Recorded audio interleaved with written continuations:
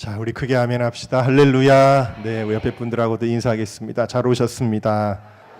당연히 오셔야 됐습니다. 네. 오늘은 거룩한 가정 성결 주일로 우리가 지키는데요. 작년부터 우리나라의 이제 동성애 문제가 굉장히 심각한 문제가 되었고, 대선 토론에서도 아주 핫 이슈가 될 정도로 이제는 우리나라도 피해갈 수 없는 문제, 이미 한국 교회는 직면하여 홍역을 앓고 있는 문제가 바로 이 동성애 이슈입니다. 그래서 작년부터 교단들마다 뜻을 모아서 5월 달에 한 주를 가정 성결 주일로 지키고자 결의를 했고, 많은 교회들이 여기에 동참을 하고 있는데, 저희는 5월 달에 너무 행사들이 계속 있기 때문에 5월 달에 지키지 못하고 6월 첫째 주에 오늘 가정 성결 주일로 지키게 되어집니다. 먼저 준비된 영상을 한번 보고 우리 말씀을 나누도록 하겠습니다. 로마 가톨릭의 세력이 강한 룩셈부르크의 총리가 동성 파트너와 오늘 오후 결혼식을 올린다고 밝혔습니다. 룩셈부르크는 1년 전 동성 결혼을 허용하는 법률을 통과시켰습니다. 자비에르 베텔 총리는 자신의 SNS에 벨기에인인 파트너와의 사진을 올리고 결혼하게 됐다고 밝혔습니다.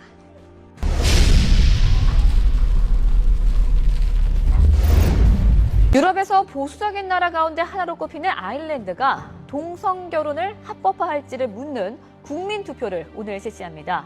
의회 입법이 아닌 국민투표로 동성 결혼을 합법화하는 첫 사례여서 관심이 모이고 있습니다.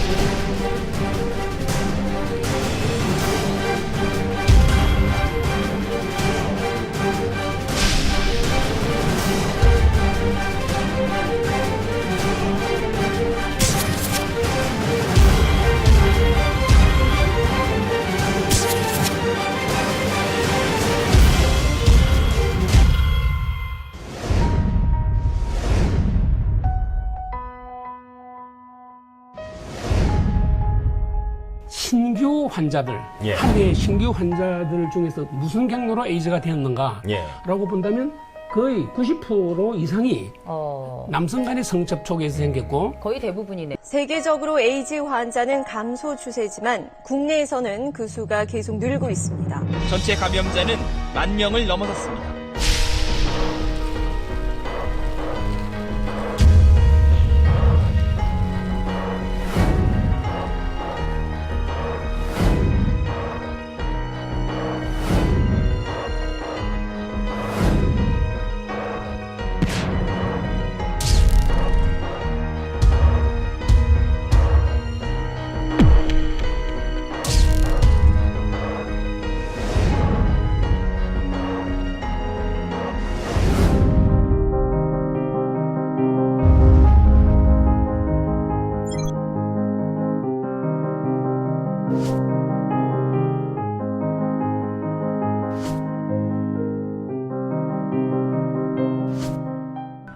I couldn't believe that they were willing to arrest my husband because my husband and I just wanted parental notification.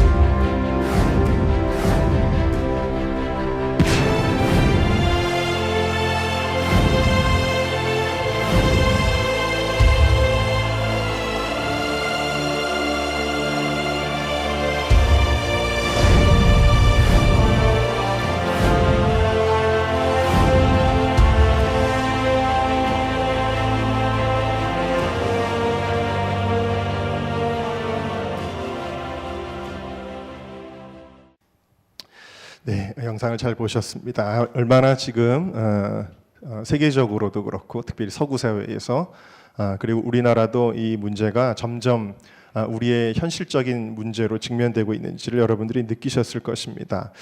제가 우연한 기회로 최근에 몇 명의 성소수자 이런 표현이 옳은 건 아니죠. 왜냐 그 동성애 성향을 갖고 있는 분들을 만났는데 하나같이 기독교에 대한 엄청난 증오심을 가지고 있었습니다. 왜냐하면 기독교는 이 자신들의 인권을 억압하는 말을 한다.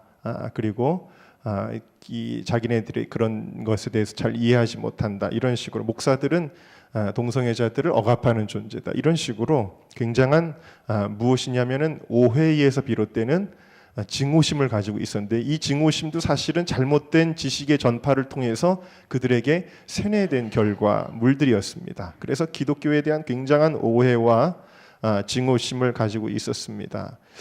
오해하게 만드는 것이 바로 이 사단의 전략입니다. 잘못된 지식을 통해. 왜냐하면 인간의 최초의 범죄가 바로 하나님을 오해하게 만드는 잘못된 지식이었습니다. 하나님은 선악을 알게 하는 나무의 실과를 먹지 않게 함으로써 인간을 행복하게 하기 위한 하나님의 축복의 그 배려였는데, 그런데 사단은 뭐라고 이야기하냐면 하나님이 하나님만 하나님처럼 군림을 하고 너희들은 피조물로 머물게 하기 위해서 이것을 못 먹게 한 것처럼 지식적인 오해를 일으킵니다. 잘못된 지식을 넣어줍니다. 그래서 이 선악을 알게 하는 나무의 실과를 먹으면 하나님같이 되리라 라고 잘못된 지식을 주죠.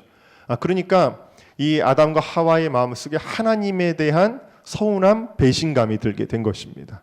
그러니까 마귀는 이와 같이 오해를 일으키게 만드는데 그래서 결국에는 이 아담과 하와가 망하게 된 것이고, 오늘날에도 하나님에 대하여 오해하는 사람들, 또 교회에 대하여 오해하는 사람들이 망하는 길로 가게 되는 것을 볼 수가 있어요. 이 지식이라고 하는 게 얼마나 중요한지 모르는데 호세아 4장에도 보니까 내 백성이 지식이 없으므로 망하는도다.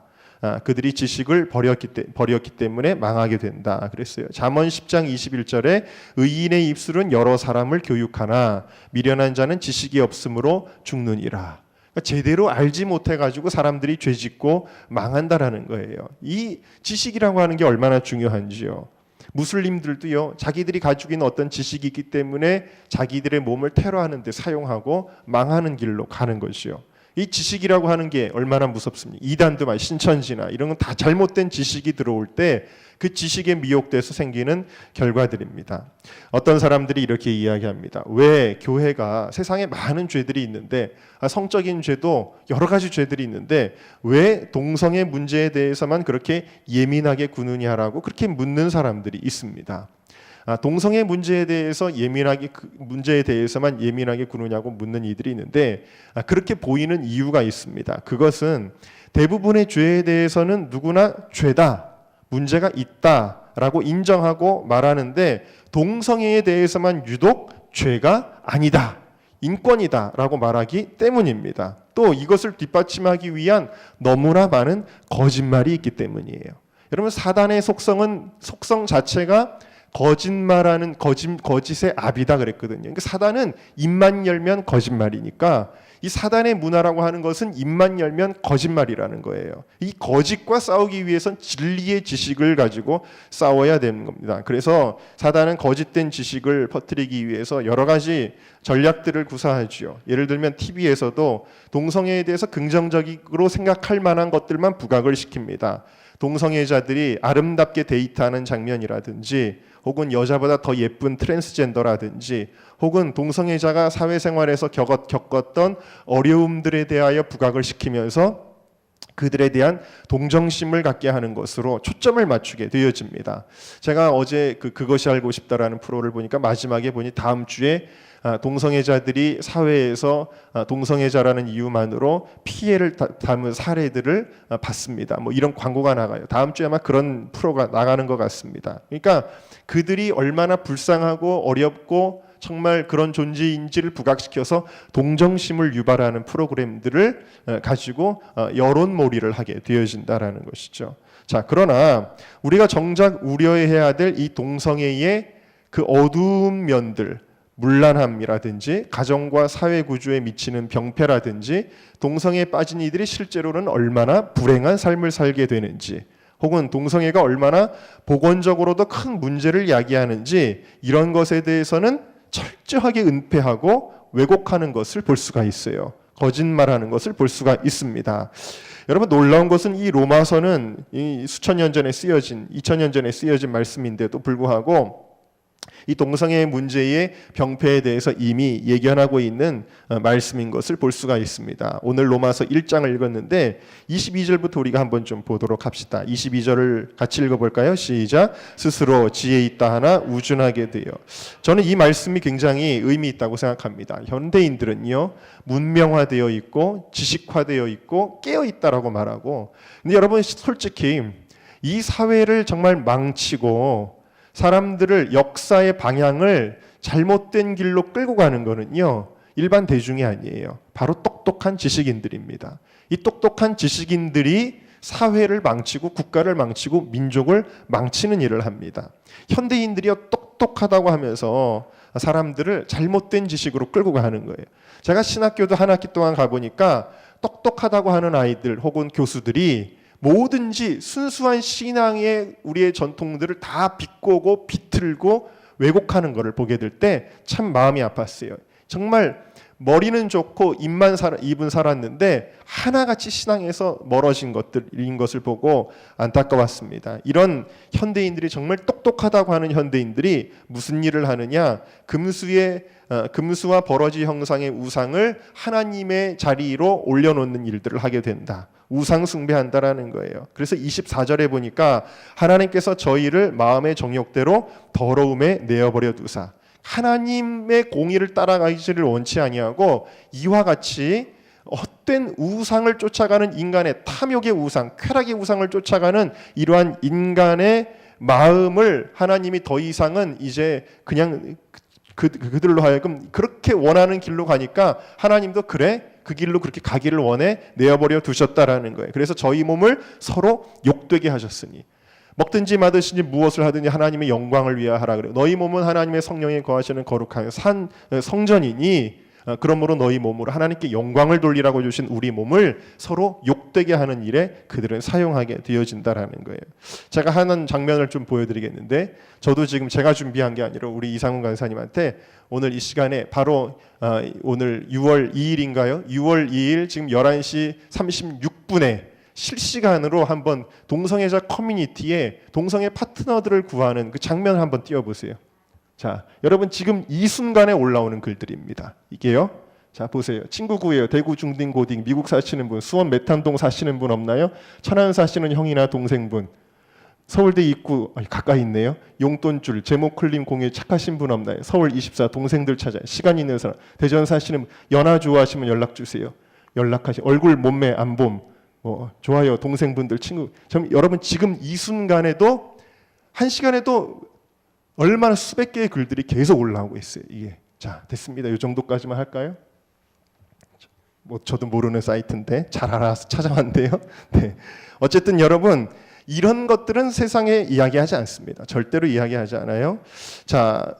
그래서 오늘 말씀 쭉 가면은 27절을 우리 한번 읽어봅시다. 시작. 이와 같이 남자들도 순리대로 여인 쓰기를 버리고 서로 향하여 음욕이 부릴 듯하며 남자가 남자로 더불어 부끄러운 일을 행하여 저희의 그릇됨에 상당한 보응을 그 자신에 받았느니라 그랬어요.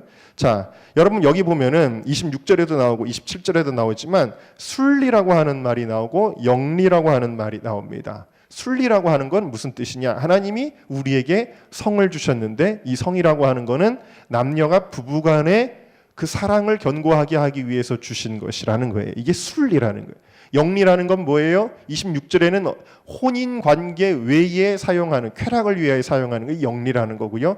27절에 보면은 남자들도 여인 쓰기를 버렸다. 여자와 사랑하기를 버리고 남자와 남자가 음욕이 어떻게 일어나면 그것도 불일 듯 일어난다는, 견딜 수 없이 참을 수 없이 일어난다라는 거예요. 그래서 여러분 그 동성애 강의 가운데 이런 얘기 들으면 웃기기도 하지만 참 이게 슬픈 것과 웃긴 거를 합쳐서 웃프다 그러나요? 그런 대표적인 그 사례를 하나 여러분들에게 예를 들면 동성애자들이 하는 일 가운데 센조이라는 게 있습니다. 여러분 그게 뭐냐면요. 동성애자들은 배설기관으로 성관계를 갖습니다. 남자 동성애자들은 성관계를 갖는데 그렇기 때문에 미리 그 바텀의 역할을 하는 동성애자는 그 항문을 씻는데 관장을 해서 씻는데 뭐 그들이 막 그 항상 이렇게 깨끗하게 씻을 수 있는 상황이 아니기 때문에 때로는 그 샤워 꼭지를 가지고 씻는데 모텔 같은 데를 가면 그러면은 뭐 그 샤워 그 뭐죠 이 위에 그걸 빼요 돌려가지고 빼가지고 그거를 넣고 물을 트는 거예요. 그래가지고 씻은 다음에 그리고는 이제 그들은 성관계를 갖는 건데 그렇게 되면요 그 다음에 다시 수도꼭지 그 샤워기를 껴놓는 거예요. 그러면 여러분 그 다음에 그 모텔에 들어가가지고 숙박하는 사람은 영문도 모르고 그 배설기관을 씻었던 샤워기를 가지고 샤워를 해야 되는 거고요. 어떤 사람은 샤워기 가지고 양치도 하는 사람이 있다면 그 사람은 그거를 가지고 입으로 헹구게 되는 거예요. 여러분 이것이 동성애의 한 보편적인 문화인데 이런 거 이야기 안 하잖아요. 어쨌든 간에 순리로 써야 되는 것을 영리로 쓴다. 어떤 분이 그렇게 이해를 들더라고요. 여러분 콧구멍으로 우유 마실 수 있어요 없어요? 마시려면 마실 수 있죠. 커피도 마실 수 있습니다. 그러나 콧구멍은 뭐 하는 기관이에요? 하나님이 뭐 하라고 주신 기관이에요? 숨 쉬라고 주신 기관이에요. 순리대로 쓰려면 숨을 쉬어야 되는데 이걸 영리로 쓴다. 그래서 이걸 가지고 우유 마시고 커피 마시고 주스 마시고 한두 번은 괜찮지만 계속 이렇게 하면 어떻게 됩니까? 코에 병이 나게 되는 거예요. 여러분 배설기관은 하나님이 배설하라고 주신 기관이에요. 창조의 법칙이라는 거예요. 그런데 이 배설기관을 성적인 쾌락의 도구로 사용하게 될 때 하나님이 거기에 대해서 어떤 일을 하시느냐 여기 보니까 저희의 그릇됨에 상당한 보응을 그 자신에 받았느니라 그랬어요. 그래서 여러분 에이즈를 비롯한 많은 질병들은 바로 이 보응의 결과라는 것을 우리는 부인해서는 안 된다라는 거예요. 우리나라는 2000년대 이전에는요 에이즈는 남의 나라 이야기였습니다. 아유 미국에는 그런 게 있대, 유럽에는 그런 게 있대. 우리는 남의 나라 이야기였어요. 전혀 우리의 이야기가 아니었습니다. 그런데 2000년대 이후에 이 동성애에 대한 긍정적인 인식이 늘어남과 동시에 에이즈 환자가 특별히 청소년 청년들의 에이즈 환자 감염자가 아주 급증을 하고 있습니다. 그래서 2014년도 질병관리본부의 그 에이즈 신고 현황, 그러니까 병에 걸려서도 신고 안 한 사람은 안 나오고 신고한 사람만 나온 겁니다. 우리나라의 15세의 19세의 남성 HIV 신규 감염자, 그러니까 청소년들의 감염자예요. 15세에서 19세. 2000년에는 2명이었고 2005년에는 15명, 2008년에는 20명, 2010년에는 26명, 2013년에 52명, 2014년에 36명으로 늘어났어요. 그러니까 2000년 이후 최고 18에서 26배 이상 증가한 것입니다. 그러니까 아직 청년이 되지도 않은 청소년 얘기예요. 청소년 에이즈 감염자 신고자의 숫자입니다. 남성 에이즈 신규 감염자 수를 연령별로 보면 예전에는 30대가 가장 많다가 최근에는 20대가 가장 많이 발병하는 것으로 나타났습니다. 그래서 최근 10년간 그 우리나라의 HIV 감염자의 연평균 증가율은 15세에서 19세가 20%, 20에서 24가 15%로 아주 높은 그 증가율을 청소년과 20대 청년들에게서 지금 보여주고 있습니다. 이 에이즈 환자들은 자기들의 그 완전히 완치는 안 되지만 이 증상을 억제하고 그래도 이 수명을 그래도 유지하기 위해서 약을 먹어야 됩니다. 약을 먹는데 이 약값이 한 달에 얼마 정도 드는 줄 아세요? 이 에이즈 환자가 먹는 약값이 한 달에 500만 원에서 600만 원 정도가 들게 됩니다. 자, 그럼 여러분들에게 한번 질문을 해볼게요.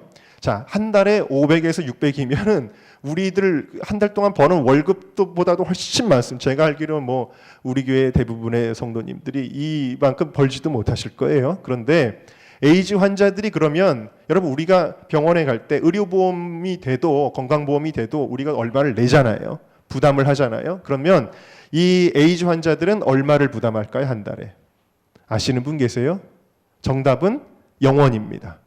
에이즈 환자는요 자기 부담금조차도 국가에서 다 지원을 합니다. 그래서 1년 의료비를 최소로 잡아서 한 6천만 원으로 잡아야 되지만 반으로 해서 한 3천만 원으로만 책정을 해도 14,000에서 2만 1,000명 정도의 의료비는 4,200억에서 6,300억 정도가 된다. 그래서 미국에서도요. 2016년도 미국 연방 예산이 317억 달러, 즉 36조 원에 달하는 돈이 그들은 전액 부담하지도 않는데도 그렇게 나갔고요. 앞으로 우리나라의 에이즈 환자가 증가하면 우리나라는 전액을 지원하는 나라이기 때문에 국민 혈세, 우리가 내는 세금이 여기에도 얼마나 낭비가 될지를 뻔히 볼 수가 있는 것입니다. 그런데도 불구하고 이상하게도 구체적인 그 수치를요, 우리가 추산만 할 뿐이지 에이즈 감염자에 대한 의료비 지원에 대한 정확한 정보를 국민에게는 공개를 하지를 않습니다. 다만 뭐만 알 수가 있었냐면 2016년도 보도에 의하면 10개 만성질환의 상급 종합병원에서의 사망 직전 1인당 건강보험 급여 진료비를 조사한 결과 에이즈 환자에게 나간 게 제일 많았다라는 거예요. 1인당으로 쳤을 때. 그러니까 가장 많은 돈을 지금 누구를 위해서 쓰고 있냐면 에이즈 환자에게 쓰고 있다. 지방에 있는 에이즈 환자가 서울에 치료받기를 원하면 오가는데 비행기를 타야 된다. 예를 들어 제주도에 있는 에이즈 환자다. 그럼 그 비행기 값까지도 국가에서 지출을 합니다. 집으로 국가가 반찬까지 배달을 해준다고 합니다. 여러분, 조국을 위해 싸우다가 6.25 때 참전한 사람에게는 얼마를 주고 있냐면 한 달에 20만 원에서 30만 원 정도의 참전수당을 주고 있는데 에이즈 걸린 사람에게는 평생 동안 약 걱정 안 하고요. 그리고 요양원에 가가지고 편하게 지내다가 그렇게 편안하지는 않겠죠. 병에 걸린 사람이니까. 어쨌든 모든 거를 다 대줍니다. 그리고 병원에서 아주 떵떵거리면서 요양원에서도 있고요. 아주 이거 뭐 이야기하자 보면 한도 끝도 없는데 이런 일들이 우리나라에서 지금 일어나고 있습니다. 자, 그런데 32절, 우리 32절을 같이 읽어보겠습니다. 자, 읽어볼게요. 시작. 저희가 이 같은 일을 행하는 자는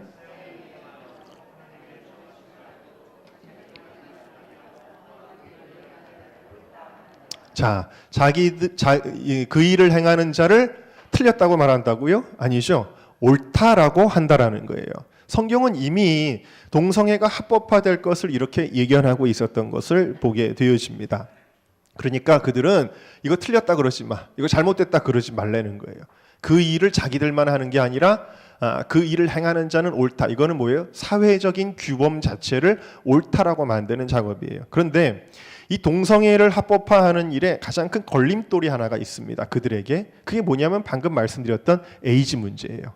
이 에이즈 문제가 부각이 되면은 동성애를 합법화하는데 여론몰이를 하기가 어려워져요. 그래서 그들이 요즘에는 어떤 거짓말을 하기 시작했냐면, 과거에는 이런 거짓말을 안 했는데 최근에는 동성애 합법화 운동을 하면서 어떤 거짓말을 하냐면 동성애는 에이즈와 관련이 없다라고 말합니다.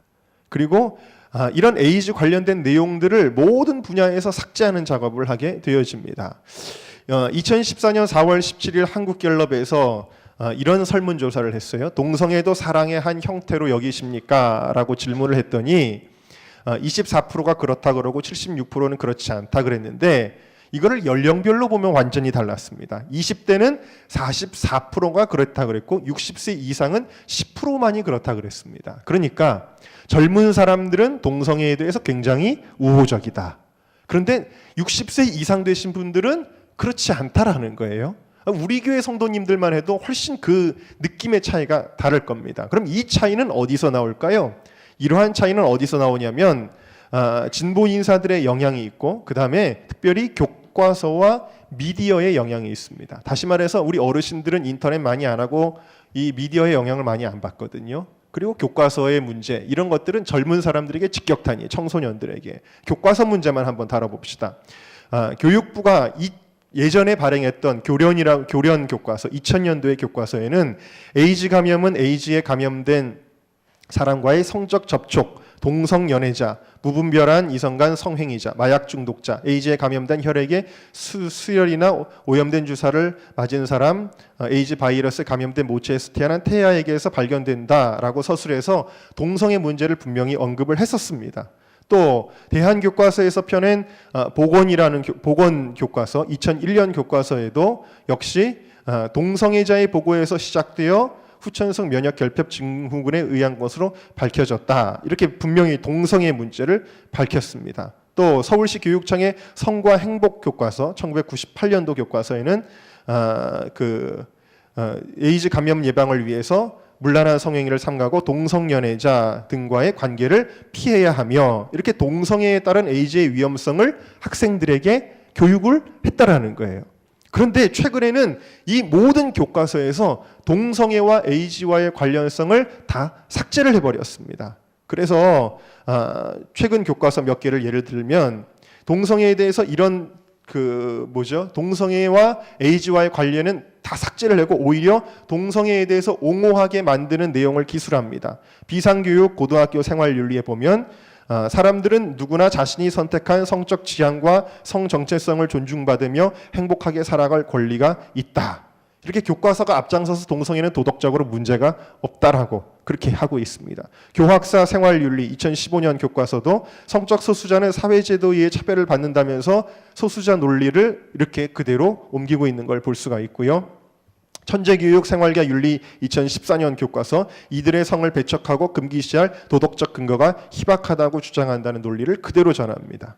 YBM 중학교 보건 2015년 교과서도 보니까 인권 침해와 사회적 차별 속에 성적 소수자는 자신을 드러내지 못했다. 그러나 현재 우리나라는 국가인권위원회 법에서 성적 지향에 따른 차별을 금지하고 있다. 그래서 동성애를 문제 삼는 것은 차별이다라는 식으로 논리를 전개하고 있습니다.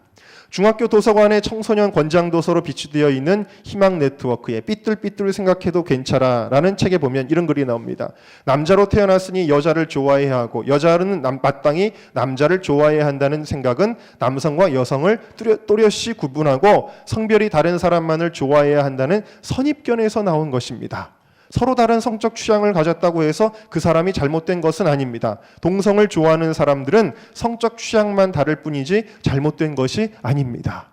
동성애자들의 입장을 그대로 설명하고 있는 것을 볼 수가 있고 사회 논술 교과와 연계한 수능 필독서 구정화라는 사람이 쓴 청소년을 위한 인권 에세이 보면 일부 종교가 동성애를 핍박하고 있다. 이런 식으로 기독교를 겨냥해서 공격하고 있는 것도 볼 수가 있습니다.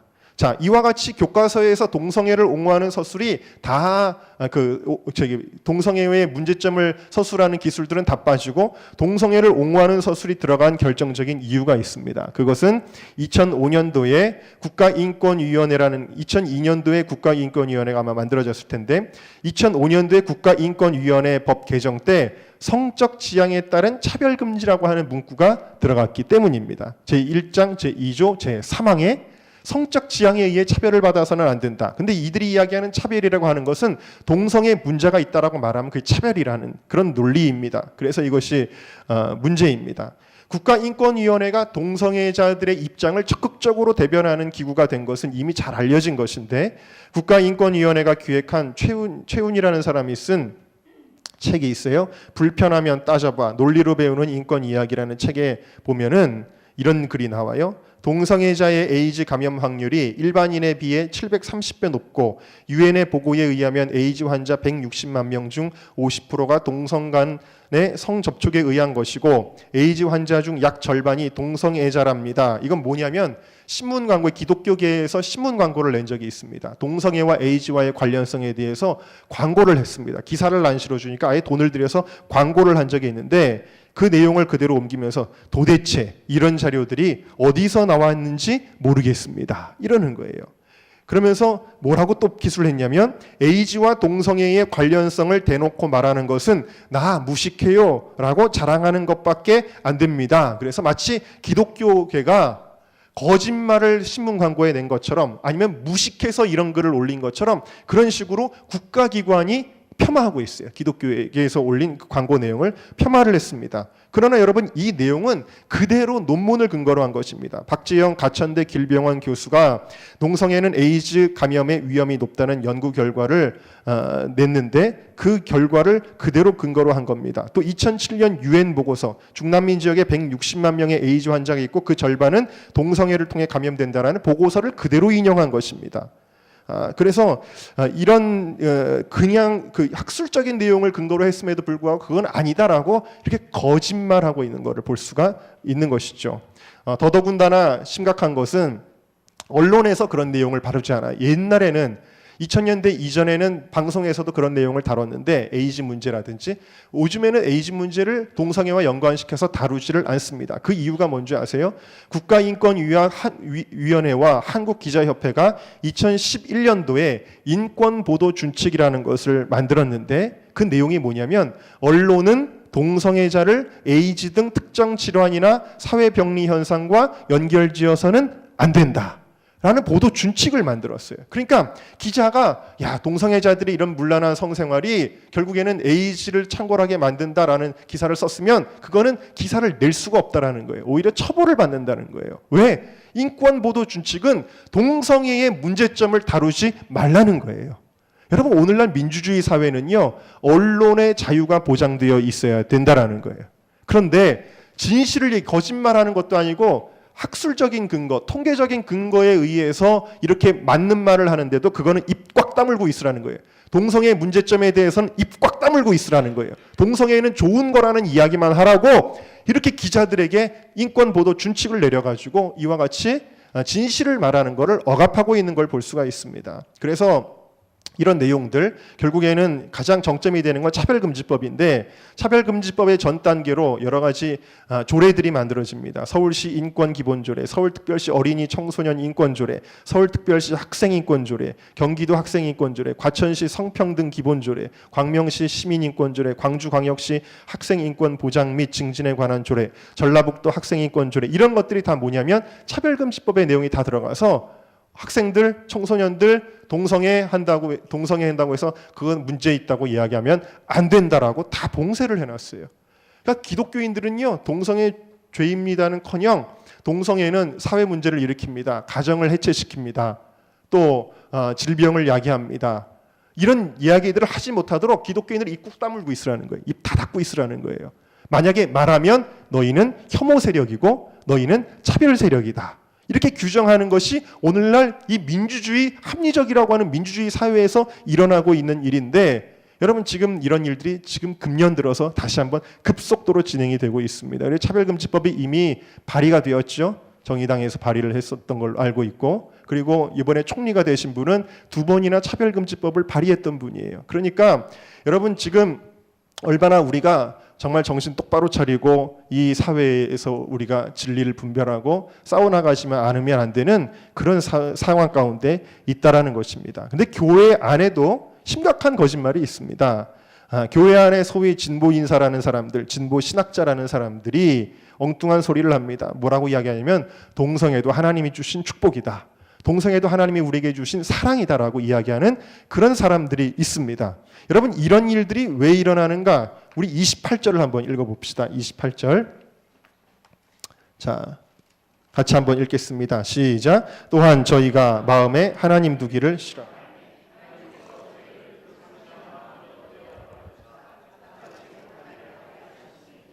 자, 여러분 창세기 1장부터 요한계시록까지 성경이 동성애에 대해서 어떤 흐름으로 이야기하는가 찾아보면 긍정적인 얘기는 단 한 구절도 안 나와요. 다 죄다라고 이야기합니다. 자, 그런데도 불구하고 그들은 이 하나님은 마음에 두기를 싫어하는 거예요.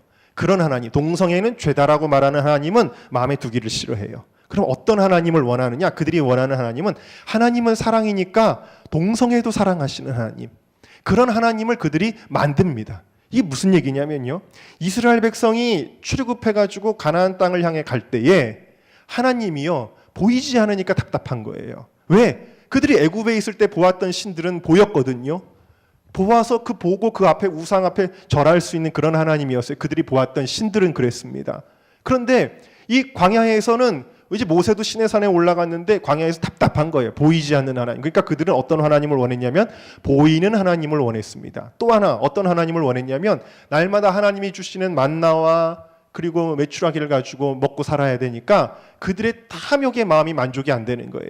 그래서 그들이 그들의 탐욕의 마음을 투영할 수 있는 것이 무엇이냐면 금으로 만들어진 하나님이었어요. 그래서 결국 그들이 뭘 만들어요?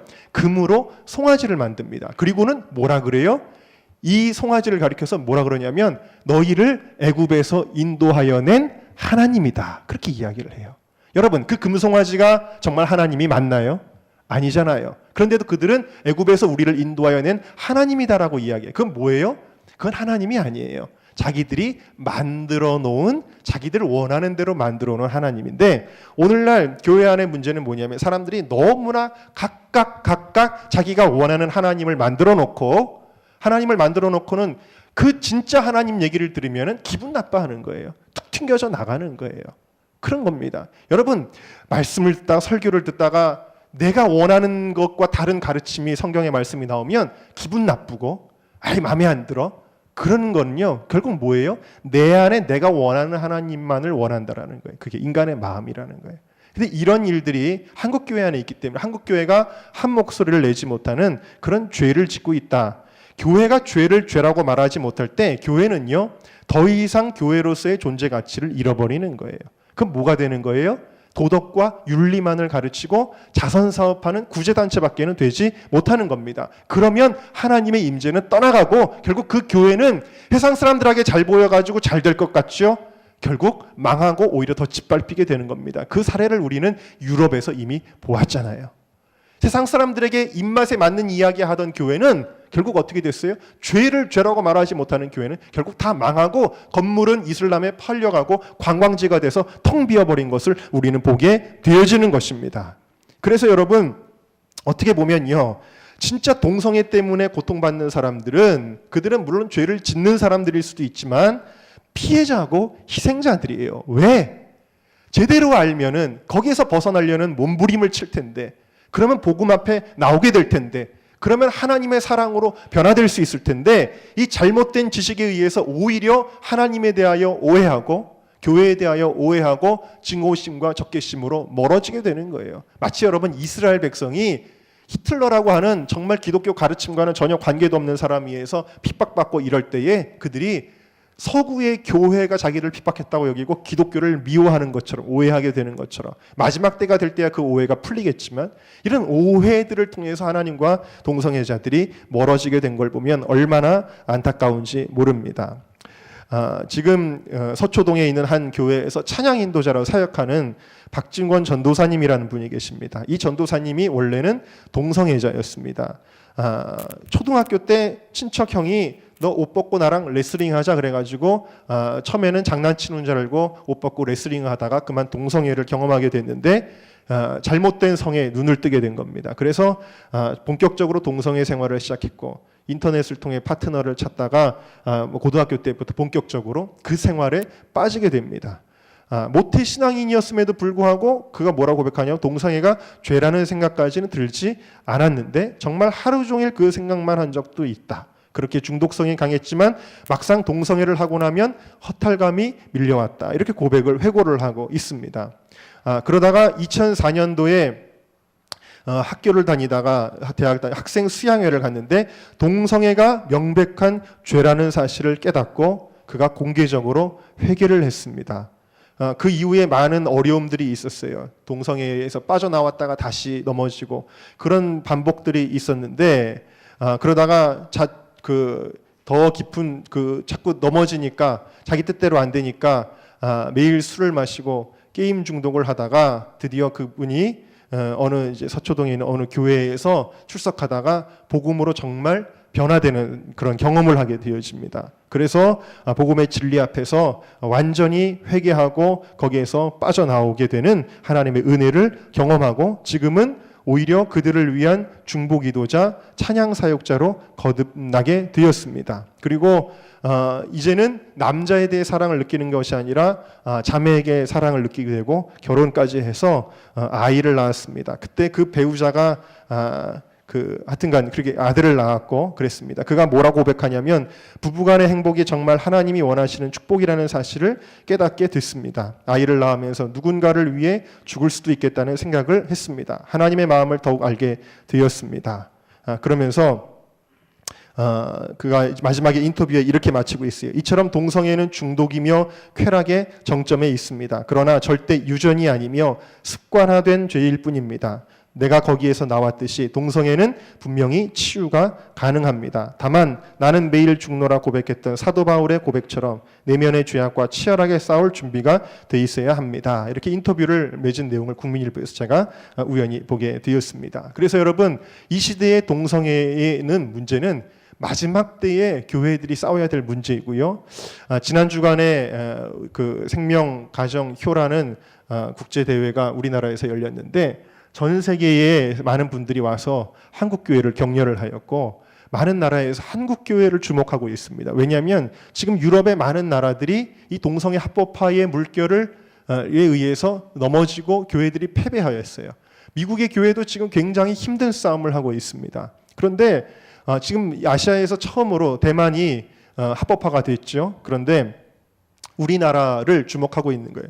한국 교회만큼은 이것을 이겨내서 그래서 전 세계적으로 긍정적인 영향을 미치도록 많은 세계의 교회들이 한국 교회를 지금 주목하고 있습니다. 그럼 한국 교회의 사명이 무엇이냐? 제가 짧게 3가지만 나누고 오늘 말씀을 마치겠는데 첫 번째 우리 함께 따라하겠습니다. 바른 지식을 알게 해야 합니다. 여러분, 동성애는 결코 하나님이 용납하지 않으시는 죄라는 것과 그것이 얼마나 많은 불행을 가져다 주는지에 대한 지식. 그러나 복음은 죄보다 강하다라는 지식을 우리가 전파해야 될 줄로 믿습니다. 제가 만났던 동성애자 이야기를 했습니다만 제가 만났던 동성애자 중에 어떤 인이가 있는지 어떤 동성애적인 성향을 아직도 가지고는 있는데 죄라는 것을 알고 있고 또 동성애가 인권이라는 이름으로 옹호되고 있는 것에 대해서 동성애 성향이 있음에도 불구하고 분개하고 있고 복음으로 싸워나가는 청년들도 만나본 적이 있어요. 아직 성향에서 완전히 벗어나지 못한 상태에 있다 하더라도 육체적인 관계를 맺는 등의 이러한 우를 범하지는 않고 그 마음속에 성향과만 싸우고 있는 상태였습니다. 그것만 해도 얼마나 다행인지 모르지만 앞으로 이 박진곤이라고 하는 전도사님처럼 그리고 제가 예전에 보여드렸던 이호남 목사님처럼 이 청년들이 마음에서의 싸움에서도 복음의 능력으로 승리하게 되는 날이 오게 될 줄로 믿습니다. 중요한 거는요, 동성애 성향이 있으면서도 이와 같이 죄를 짓지 아니하고 이렇게 싸워나갈 수 있는 건 무엇 때문에 가능했느냐? 바른 지식 때문에 가능했다라는 거예요. 그리고 이 바른 지식 때문에 오히려 이런 합법화하는 옹호하는 일들에 대해서 누구보다 분개하고 있는 걸 볼 수가 있었습니다. 여러분, 복음을 제대로 알아서 이 모든 사람들의 오해를 풀어낼 수 있는 우리가 그 역할을 감당할 수 있는 우리 모두가 될 수 있기를 주님의 이름으로 축원합니다. 두 번째로 함께 따라하겠습니다. 영적 전쟁을 해야 합니다. 여러분, 우리에게 하나님이 주신 무기가 있습니다. 그것은 우리의 힘이 아니에요. 그것은 하나님의 임재인 줄로 믿습니다. 하나님의 임재만이 모든 걸 해결할 수가 있어요. 여러분, 2000년 전에 수많은 병자들이 있는데 어떻게 고침받았어요? 예수님이 오실 때 고침받은 거예요. 예수님이 오실 때 눈먼 자가 눈을 뜨고 꼬부라졌던 자가 펴지고 그리고 귀신 들렸던 자가 귀신이 나가고 이런 일이 예수님이 오실 때 가능했고 오늘날에도 마찬가지죠. 주님의 임재가 있어야 됩니다. 근데 주님의 임재를 불러오는 게 무엇입니까? 그것이 찬양과 예배라는 사실이에요. 그래서 근데 그냥 찬양, 껍데기 찬양, 형식적인 찬양 이런 건 안 돼요. 사무엘상 16장을 보면은 사울이 귀신 들립니다. 사울이 마음에 상처를 입고 그 상처를 통해서 악신이 그에게 부리는데 견딜 수가 없고 괴로운 거예요. 그때 다윗이 그에게 와서 수금을 키며 하나님을 찬양하면 악신이 떠나갔다라 그랬어요. 그의 마음이 상쾌하게 되었다. 저는 이 말씀이 굉장히 중요하다고 생각합니다. 왜냐하면 많은 마귀의 역사들이 있지만 특별히 이 동성애의 역사는요, 이거는 굉장히 강한 것이기 때문입니다. 이것을 이겨내기 위해서 오늘날에 기름 부음이 있는 찬양의 역할이라고 하는 것이 얼마나 중요한지 모르는 거예요. 영적인 전쟁에서 먼저 승리해야 됩니다. 지식적인 싸움도 필요하지만 그래서 여러분, 한 도시를 복음화하기 위해서 제일 먼저 선교사들이 어떤 전략을 세우냐면 제일 먼저 복음을 전하는 것도 중요하지만 찬양 사역자들이 들어가요. 그래서 예배를 회복시키는 일을 합니다. 그만큼 영적인 싸움에서 찬양이 중요해요. 저는요, 예전에 그런 일이 많았는데 막 기도회를 하다 보면 여러분, 지금 사울이 다윗이 수금을 타면은 악신이 떠나가기도 했지만 어떨 때는 악신이 더 발악을 해가지고 창을 던져서 다윗을 죽이려고도 했죠. 이건 공통적으로 뭘 보여주냐면 마귀는 진정한 찬양을 싫어한다라는 거예요. 함께 따라합시다. 마귀는 진정한 찬양을 싫어합니다. 못 견디는 거예요. 발악을 하느라고 창도 던지게 만든 거거든요. 찬양이라고 하는 게 이렇게 중요한데 예전에 이제 막 기도회를 하다 보면은 마음에 어떤 문제나 이런 것이 있을 때 청년들이 막 굉장히 괴로워하는 청년들도 있었어요. 막 그 사울처럼. 근데 여러분 이렇게 청년들하고 삥 둘러서 가지고 저는 막 축사기도 같은 거 안 하고 그냥 찬양만 불러줘도 점점 상태가 좋아지는 거를 경험한 적이 몇 번이 있습니다. 이 찬양이라고 하는 게 그만큼 소중해요. 여러분 24시간 365일 여러분들의 삶 가운데 또 우리 은정교회 가운데 찬양이 끊이지 않기를 주님의 이름으로 축원합니다. 제가 우물가 쉼터에 맨날 찬양 틀어놓잖아요. 그 음악이라도 틀어놓으면 좋을 것 같아가지고 물론 미신적으로 생각하지는 마시고요. 여러분 하나님께서 기뻐하시는 찬양, 하나님이 임재하시는 찬양, 반면에 마귀가 싫어하는 찬양, 우리의 삶 가운데 끊이지 않아야 되고요. 이 찬양의 폭발적인 역사들이 대한민국을 덮어야 될 줄로 믿습니다. 마지막 세 번째로 함께 따라합시다. 사랑의 기도. 여러분, 우리가 이 동성애자들 저렇게 추잡하게, 추잡하죠. 그 죄는 악하고 더럽고 정말 추잡합니다. 그러나 그 영혼은 우리가 그래도 불쌍히 여겨야 될 줄로 믿습니다. 예수님은 가늠한 여인을요, 사랑으로 구원하셨습니다. 변화시켜주셨습니다. 동성애자들이 사랑은 혐오보다라는 표현을 쓰면서 기독교인들을 오히려 혐오 세력으로 규정하고 오히려 그들이 굉장히 우리를 미워하지요. 그리고 그들이 결과물로 얻어낸 것들이 정말 기독교에 심각한 타격을 주기도 합니다. 그러다 보니까 우리도 억울해요. 그러니까 우리도 그들이 역겹게 느껴지고 맞서서 증오하게 되기가 쉬운데 여러분 우리가 분노하는 기도는요 그들의 행위, 죄에 대한 것이어야 되고 그들의 영혼에 대해서는 사랑과 애통의 마음을 잃지 말아야 할 것입니다. 내가 사람의 방언과 천사의 말을 할지라도 사랑이 없으면 소리나는 구리와 울리는 꽹과리가 된다라고 고린도전서는 이야기하고 있기 때문입니다. 여러분 우리의 기도는 이제 정말 강력해져야 됩니다. 이 기도가 강력해지려면 사랑이 있어야 강력해지는 거예요. 그냥 미워하고 정죄하는 마음으로는 강력한 기도가 안 된다라는 거예요. 여러분 사랑할 수 있기를 주님의 이름으로 축원합니다. 어제 그 라디오에서 이런 얘기가 나왔다고 사모가 이야기를 해줬는데 어느 행복한 가정이 있었는데 어느 날 아내로부터 남편에게 급한 전화가 옵니다. 여보 큰일 났어요. 우리 아이가 교통사고를 당했대요. 큰일 났습니다. 그래서 병원으로 막 달려갑니다. 병원으로 달려갔더니 이미 그 아이는 사늘한 시신이 되어 있었습니다. 그 부모가 하염없이 통곡을 하면서 울었습니다. 그리고는 그 아이의 장례를 다 치르고 이제 나중에 그 아이의 방에 들어가서 그 아이의 유품을 정리를 하는데 그 아이의 일기장을 펴보다가 그 아버지가 또 통곡을 하며 울게 되어집니다. 그 일기장에 이렇게 써 있었습니다. 하나님, 우리 아빠가 제발 교회 나가서 하나님 믿게 해주세요. 그럴 수만 있다면 제 생명을 드려도 아깝지 않아요. 그걸 볼 때 그 일기를 읽던 아버지는 통곡을 하며 울고 그리고 정말 그 아이의 간절한 기도를 통해 이 아버지가 주님을 영접하고 지금은 오히려 선교사가 되었다라는 이야기를 라디오에서 들었다고 그래요. 여러분 무엇입니까? 그 아이의 사랑의 마음이 아버지를 구원한 것이죠. 여러분 우리가 정죄하는 마음으로는요 한 영혼도 변화시킬 수가 없어요. 아무리 그래도 핍박을 받아도 사랑하는 마음을 끝까지 놓치지 않는 정말 그런 강력한 기도의 사람들 여러분들 모두가 되었으시기를 주님의 이름으로 축원합니다. 무슬림들은 소위 성전을 폭력과 살인으로 싸웁니다. 동성애 옹호론자들은 거짓과 선동, 정치 권력, 언론 권력, 교육 권력, 사법 권력을 동원하여 힘으로 악하고 음란한 세상을 만들어 가려고 합니다. 그들은 그런 것들로 싸웁니다. 그러나 우리는 그런 것들로 싸우는 것이 아닙니다. 우리의 싸움은 진리의 선포, 기름 부음이 있는 찬양과 예배, 그리고 진짜 사랑과 간절한 애통의 기도로 싸우는 것입니다. 이것이 우리의 거룩한 영적 전쟁인데 이 전쟁을 우리 모두가 또 한국교회가 잘 싸워나갈 수 있도록 우리 이 시간에 함께 주여 한번 부르고 다 같이 통성으로 기도하겠습니다. 주여 하나님 주님의 사랑과 주님의 은혜 주님의 거룩하심을 찬양합니다. 하나님 아버지 이 시간에도 우리가 주님이 이 시대의 어두운 면들을 보며 가슴 아파하며 애통하며 기도합니다. 한국교회가 하나님 거룩한 아버지 파수꾼이 될 수 있도록 하나님 도와주시옵시고 의와 진리를 선포할 수 있게 하여 주시옵시고 이 땅에 죽어가는 병들어가는 많은 영혼들을 하나님께로 인도해내는 모든 오해를 풀어내는 그런 역할을 잘 감당할 수 있도록 하나님 도우시고 아버지 역사하여 주시옵소서. 아버지 하나님 우리가 다시 한번 진정한 기름 부음이 있는 찬양을 회복하기를 원합니다. 다윗이 성령의 감동이 되었을 때에 그의 찬양이 악한 영의 역사를 물리쳤던 것처럼 오늘 우리 가운데 진정한 찬양의 회복이 일어날 수 있도록 하나님 도우시고 역사하여 주시옵소서. 진리가 거짓을 이기게 하여 주시고 사랑의 미움을 이기게 하여 주시옵시고 빛이 어두움을 이기게 하여 주시옵시고 거룩이 음란을 이기게 하여 주시옵소서. 이 대한민국이 거룩한 제사장 국가가 되어 마지막 때 하나님 앞에 귀하게 쓰임받는 이 나라와 민족이 되어지게 하여 주시옵소서. 감사하며 예수님의 이름으로 기도합니다. 하나님, 이 세상은 거짓이 덮고 있습니다. 어둠이 덮고 있습니다.